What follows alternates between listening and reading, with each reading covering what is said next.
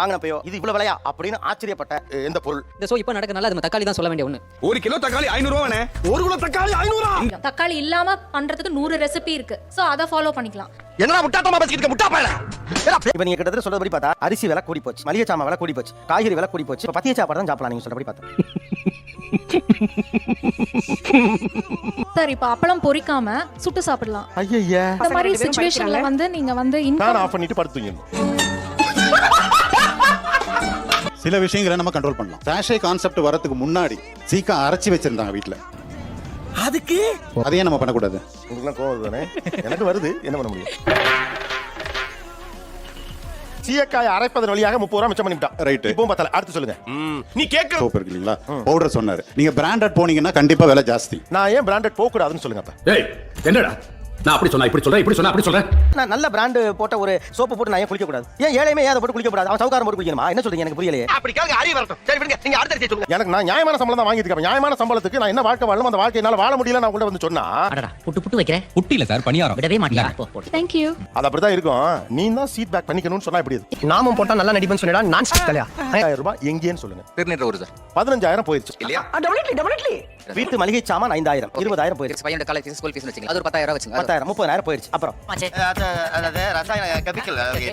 நான் ஒண்ணா சொல்றேன். Gas, wifi, phone, petrol, unexpected medical expenses, நல்லது கெட்டது, மொய் வைக்கிறது, சொந்தக்காரனை பார்க்க போறது, சொந்தக்காரங்க வந்து அந்த வீட்டு பிள்ளைகளுக்கு காசு கொடுக்கறது, மாம்பழம் வாங்கி திங்கிறது, இதுக்கெல்லாம் சொல்லா என்ன நம்ம பேசுறா ஏதாவது பேசுறா. 30 ரூபாய்க்கு முடிஞ்சு போச்சு. இப்ப உங்களுக்கு சம்பளமே 30 தானே. எங்க சேவிங்? இதே கண்டிஷன் தானே முன்னால இருக்கீங்க. இப்போ இதுக்கெல்லாம் என்ன பண்ணலாம்னு சொல்லுங்க. ஐயோ, பேசாம தூங்கி இருக்கலாம். நானே வந்து மாட்டிக்கிட்டனே. உங்களால யோசிக்க முடியல பாருங்களேன். ஒரு 30000 தான் உங்களால கற்பனையே பண்ண முடியல. 30000 எப்படி குடும்பம் நடத்துறதுன்னு. சுரேஷ், உன் முகத்தை நிமிந்து பார்க்க கூட கூச்சமா இருக்கு. நான் என்ன குனிஞ்சு காட்டுவா மாமா? ஆனா அந்த வாழ்க்கையை வாழற ஒரு ஆளுக்கு புத்தி சொல்லிக்கிட்டே இருக்கீங்க. எல்லாம் ஒரு டைம் பாஸ் தான். ஒரு மிடில் கிளாஸ் ஃபேமிலி தாங்க சார். நாங்களும் வந்து ஃபேமிலி பட்ஜெட் போட்டு தான் பண்றோம் சார். அவர் சொன்ன மாதிரி பட்ஜெட் கரெக்டா நான் பிளான் பண்ணி போடுறேன் சார். வெயிட்டிங்கா? ஆஹா, இது வந்து என்ன பண்ணிருக்கேன், நீ 30,000 என்னோட இன்கம். இது வந்து என்னோட பட்ஜெட் எவ்வளவு கூடுதலா போகுது? 4320 சார். சும்மா சும்மா 4500 ரூபாய் எக்ஸ்ட்ராவா வருது உங்களுக்கு இல்லையா? ரைட். இப்போ இதுல எதை குறைக்கலாம்? இவங்க என்ன பொறுப்பா நடந்துக்கலாம்? இது வந்து Dress எடுக்கறாங்க. மந்த்லி வந்து அது மந்த்லி Dress எடுக்க வேண்டியது. அவர் அதெல்லாம் சொல்ல வராரு. Monthly Dress எடுக்கலையா? போடலையா? போடல. 2 குழந்தைக்கு பர்த்டேன்னு ஒன்று வரும். குறைஞ்சபட்சம் அதுக்காவது பாவம் எடுத்துக்கலாம்ல. அதுக்கு ஒரு பணம் சேர்க்கிறார். அப்ப இதை கழிக்க முடியாது. வேற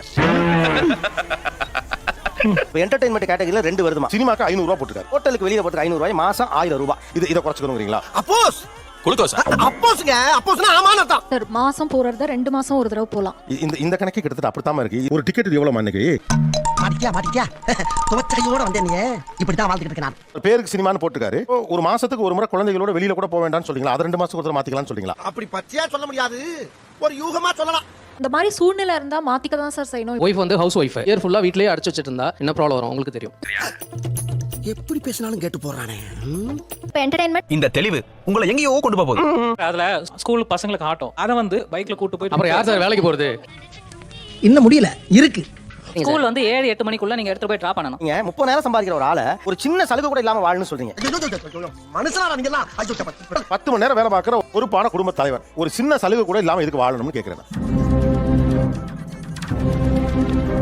சார். சலுகை இல்லாம வாழ முடியாதுன்றதாங்க சார் என்னோட கருத்துமே. பட் பட்ஜெட்டுக்குள்ள அடங்குதா அடங்கலையானும் போது இப்படி போட்டா பட்ஜெட்டுக்குள்ள அடங்குது. உங்களுக்கு அறிவு இருக்கா?